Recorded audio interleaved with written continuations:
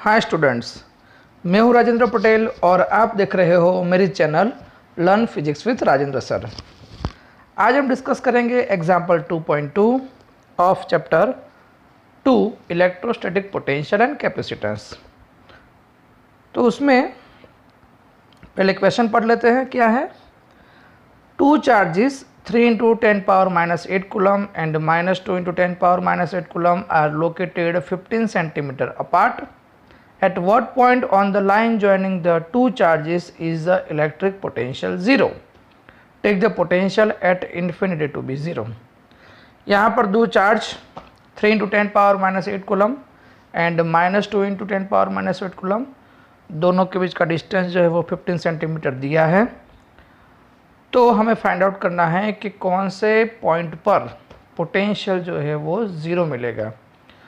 तो स्टार्ट करते हैं हम एग्जाम्पल। यहाँ पर मैंने एक चार्ज लिया है 3 into 10 power minus 8 coulomb जो कि O पॉइंट पर है। दूसरा चार्ज Q2 A पॉइंट पर लिया है -2 into 10 power minus 8 coulomb। दोनों के बीच का जो सेपरेशन है वो कितना है? 15 सेंटीमीटर। इसमें दो केस आएंगे एक्चुअली, क्योंकि एक पॉइंट हम लेंगे पहले P जो कि होगा दोनों के बीच में, मतलब O एंड A के बिटवीन में एक पॉइंट P लेंगे, और दूसरे केस में हम क्या लेंगे कि ये जो पॉइंट है वो बाहर की साइड लेंगे हम, मतलब ये O एंड A के बीच में नहीं आएगा लेकिन आउटसाइड आएगा। तो पहले हम स्टार्ट करते हैं।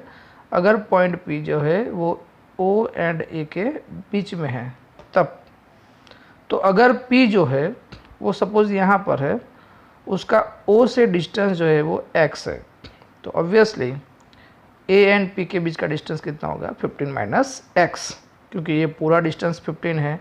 ये अगर x होता है तो ये कितना होना चाहिए? 15 माइनस x। इतना समझ में आ गया पूरा? Let P be the required point on the axis where the potential is 0। तो हमने ये P पॉइंट लिया है जहाँ पर टोटल पोटेंशियल 0 है। तो वो P कहाँ पर होगा? मतलब ये x की वैल्यू हमें फाइंड आउट करनी है। तो पहले समझते हैं P पॉइंट पर हमें क्या करना पड़ेगा? टोटल पोटेंशियल फाइंड आउट करना पड़ेगा। किसके हिसाब से? O के हिसाब से P पर जो पोटेंशियल मिलता है वो, A के हिसाब से P पर जो पोटेंशियल मिलता है वो दोनों पोटेंशियल फाइंड आउट करके दोनों का एडिशन करेंगे तो हमें रिजल्टेंट पोटेंशियल मिलेगा P पर O एंड A की वजह से, मतलब potential at P due to O as well as potential at P due to A। अब वो दोनों का जो एडिशन है वो कितना होना चाहिए? 0, क्योंकि टोटल पोटेंशियल P पर जो मिलेगा O की वजह से एज वेल एज A की वजह से, वो कितना एज्यूम करना है? हमें 0 एज्यूम करना है, तब जाके ये P जो है वो कहाँ पर होना चाहिए वो हमें फाइंड आउट करना है। तो उसके लिए पहले हम टोटल पोटेंशियल की बात करें तो at point P V1 plus V2 is equal to क्या होगा? 0, क्योंकि टोटल पोटेंशियल जो है वो 0 है, तो V1 plus V2 equal to 0। अब V1 मतलब O के हिसाब से P पर जो पोटेंशियल मिलता है वो, तो O पर चार्ज कितना है? Q1, P का डिस्टेंस कितना है? x। तो according to formula of potential KQ divided by R, तो K चार्ज होगा Q1 डिवाइड बाय डिस्टेंस कितना है? x, plus Q2 divided by ये डिस्टेंस, Q2 डिवाइड बाय कितना डिस्टेंस है? 15 minus x is equal to क्या हो जाएगा? 0। अब K मैंने कॉमन निकाल दिया है, तो Q1 की वैल्यू कितनी है? 3 into 10 power minus 8 divided by x, plus यहाँ पर Q2 की वैल्यू पुटअप करें तो -2 into 10 power minus 8 divide by 15 minus x is equal to 0। अब K को इस साइड ले जाओ तो ऑटोमेटिकली 0 हो जाएगा, तो रहेगा क्या? 3 into 10 power minus 8 divide by x minus 2 into 10 power minus 8 divide by 15 minus x is equal to 0। अब 10 पावर माइनस 8 जो है उसको भी कॉमन निकाल देते हैं, तो क्या रहेगा? 3 by x minus 2 divided by 15 minus x is equal to 0। इतना समझ में आ गया पूरा?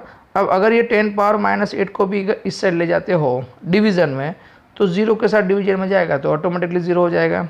तो रहेगा क्या? अब 3 by x minus 2 by 15 minus x is equal to 0। अब ये 3 बाई एक्स को सब्जेक्ट बनाते हैं तो ये 2/15 माइनस एक्स इस साइड जाएगा तो प्लस हो जाएगा, तो 3/x इज इक्वल टू क्या हो जाएगा 2/15 माइनस एक्स। अब क्रॉस मल्टीप्लिकेशन करते हो तो 3 × 15 that means 45 minus 3x is equal to क्या हो जाएगा 2x। तो 45 3x ले जाते हैं तो क्या हो जाएगा 3x + 2x that means 5x। अब x को सब्जेक्ट बनाते हो तो 45/5 मतलब कितना हो जाएगा 9 सेंटीमीटर। तो जब point P O and A के बीच में है तब P जो है वो O से मतलब 3 × 10⁻⁻8 कूलम से 9 सेंटीमीटर की दूरी पर होना चाहिए। अब 15 में से अगर सब्ट्रैक्ट करते हो 9 को तो आंसर कितना आ जाएगा 6। तो आप ऐसा भी लिख सकते हो A से, ये मतलब कौन सा चार्ज था -2 × 10⁻⁸ कूलम से ये जो पॉइंट P है वो कितने डिस्टेंस पर होना चाहिए 6 सेंटीमीटर पर। आप इसमें 2 आंसर लिख सकते हो नो प्रॉब्लम, लेकिन जब भी अगर मैंने यहाँ पर x बराबर 9 सेंटीमीटर लिखना है तो आपको एक नीचे लाइन ऐड करनी है। क्या ऐड करनी है? So point P is 9 centimetre from 3 × 10⁻⁸ coulomb. अगर दूसरा क्वेश्चन या फिर दूसरा आंसर लिखना चाहते हो तो क्या लिख सकते हो आप? Point P at a distance 6 centimetre from -2 × 10⁻⁸ coulomb. Clear? क्योंकि आपने x कहाँ से एज्यूम किया है वो इम्पोर्टेंट है। मैंने x एज्यूम किया था O से तो मुझे आंसर 9 मिला। अगर आप x को एज्यूम करते हो A से तो आपको x से वो 6 भी मिल सकता है नो प्रॉब्लम, लेकिन आपको पूरा मेंशन करना पड़ेगा कि कहाँ से। अभी मैंने लिखा नहीं है लेकिन आप लोग लिख देना कि ये जो पॉइंट P है उसका डिस्टेंस मतलब x जो 9 सेंटीमीटर मिला वो क्या है, तो 9 सेंटीमीटर फ्रॉम 3 × 10⁻⁸ कूलम। क्लियर? अब बात करते हैं दूसरे केस में। दूसरे केस में मैंने आपको बताया था कि P जो है हम बाहर की साइड लेंगे तो OA और P कहाँ है बाहर की साइड है। सपोज हम O और P के बीच का डिस्टेंस जो है वो x एज्यूम करते हैं। समझना पूरा, मैंने O से ही x को एज्यूम किया है तो जो भी फाइनली आंसर मिलेगा वो कहाँ से मिलेगा O से, मतलब O से मतलब 3 × 10⁻⁸ कूलम से जो डिस्टेंस मिलेगा वही हम मेंशन करेंगे। क्लियर?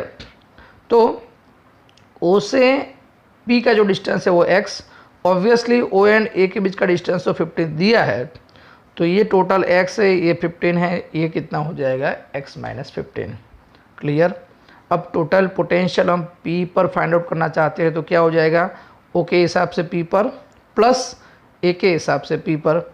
अब O के हिसाब से P पर जो मिलता है वो कितना होगा, तो KQ1 / x प्लस A के हिसाब से P पर जो मिलता है वो कितना हो जाएगा KQ2 / x - 15। क्लियर? तो पहले फटाफट टोटल पोटेंशियल फाइंड आउट कर लेते हैं।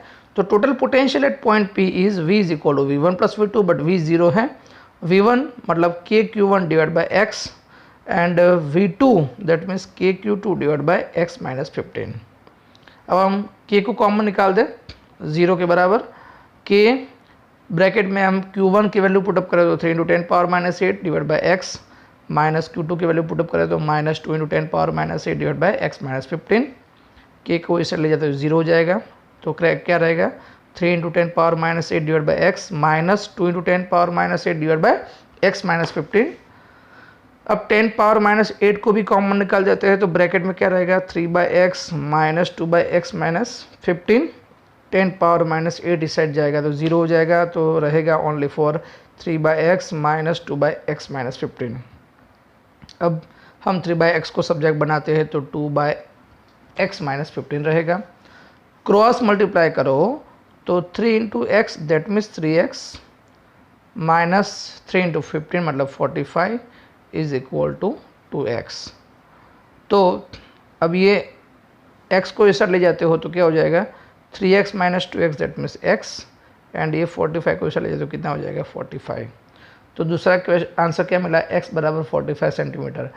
x हमने कहाँ से एज्यूम किया था O से, तो हम यहाँ पर ये भी मेंशन कर सकते हैं कि पॉइंट P जो है वो 45 सेंटीमीटर की दूरी पर होना चाहिए। कहाँ से?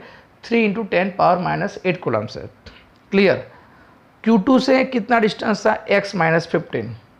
अब x कितना मिला 45, -15 करते हुए कितना आना चाहिए 30। मतलब आप दूसरा क्वेश्चन या फिर दूसरा आंसर ये भी लिख सकते हो कि -2 × 10⁻⁸ कूलम से p का डिस्टेंस क्या होना चाहिए 30 सेंटीमीटर। और ये कब मिलेगा, जब आप Q2 से p का डिस्टेंस x एज्यूम करते हो, तब जाके ये आंसर मिल सकता है। मतलब गलत नहीं है, समझ में आ रहा है पूरा। लेकिन Q2 से आंसर जो है वो 30 सेंटीमीटर मिलना चाहिए, ना Q1 से। मतलब 3 × 10⁻⁸ से आप एज्यूम करते हो तो वो आंसर 45 सेंटीमीटर ही आना चाहिए, अदरवाइज वो गलत है। क्लियर।